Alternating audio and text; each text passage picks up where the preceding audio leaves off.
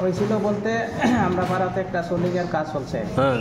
তে এখানে যে কন্ট্রাক্টর করছে তারারে টাকা চাই তারা।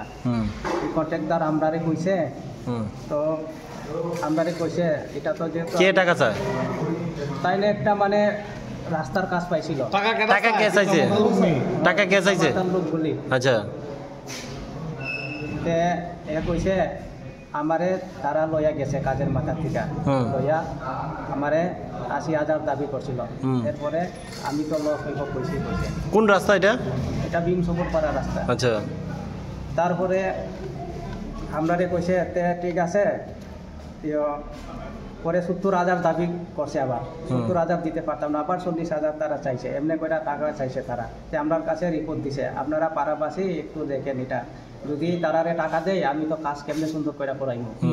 আমরা পাড়াবাসী কইছে না এরকম টাকা চাইলে হইতো না। এটা লয় আমরা কিছু প্রতিবাদ করছি, এরকম হইতো না। তারা আয়া হুমকি দেয়, খালি হুমকি কাজ বন্ধ করো, এটা করো কইছে।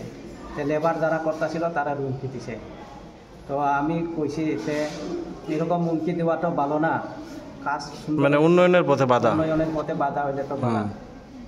তারপরে এমনি করে বিভিন্ন কথার কাটাকাটি হয়েছে আমার। আপনি কি প্রতিবাদ করণে ইয়ে করছে না? কারা কারা আক্রমণ করছে? এখানে আছে অমিত দেববর্মা, আরো সুমিত সাংমা, জাকসা দেববর্মা, রজনলু হালাম, এরপরে আরো আছে, আমি সবের নাম জানি না। তারা সবাই কি করে? ওই তো তারা তিপ্রা মাথা পার্টি করে, দল করে। আচ্ছা, আপনারা কিভাবে মারছে? কোন জায়গায় নিয়ে মারছে? আমারে প্রথমে আমার হুমকি দিতে থাকছে, বাড়ি দায়া মারবো, বাড়ি দায়া মারবো কইয়া।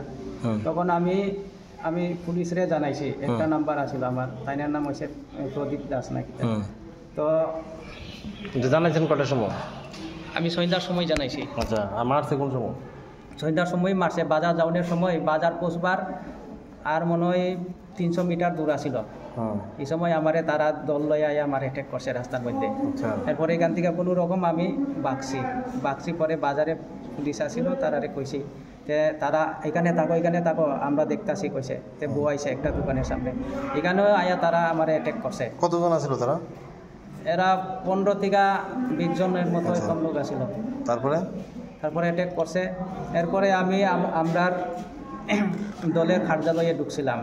এখানে তারা আয়া দলের কার্যালয়ের ভিতরে। কোন কার্যালয় এটা? এটা বিজেপির কার্যালয়। কোন জায়গায়? কচুছড়া, সাউথ কচুছড়া। এখানে আয়া তারা চেয়ার দিয়া, লাঠি দিয়া বেজান মারছে কার্যালয়ের ভিতরে। কার্যালয়ে। আর আস্তা আমার মাথা পাঠাই দিছে, রক্ত বাইরিছে। আমার মামার লগে আইতাছিলাম আমি। কি দিয়ে মারছে? চেয়ার দিয়া মারছে, লাঠি দিয়া মারছে, যে যেটা পাইছে এটা দিয়া মারছে। আর আপনার সঙ্গে কেউ আসলো নেই? আমার সঙ্গে আমি যখন বাড়ির থেকে আসলাম, আমার মামা ছিল আমার সঙ্গে। তাইনে তো বয়স্ক লোক আর কোনো কিছু করতে পারে না।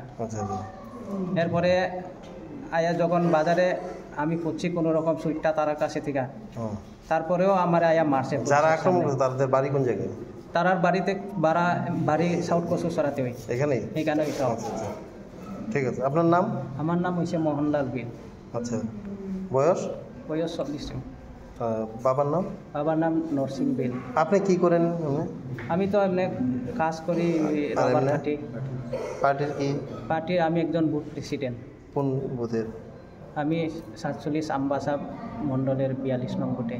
42 নং বুথে? 43 নং। 43 নং বুথের বুথ প্রেসিডেন্ট। আচ্ছা, 43। বিজেপি করেন? হ্যাঁ, বিজেপি করি। আচ্ছা, তা আপনি বিজেপির কোন দায়িত্বে আছেন কি?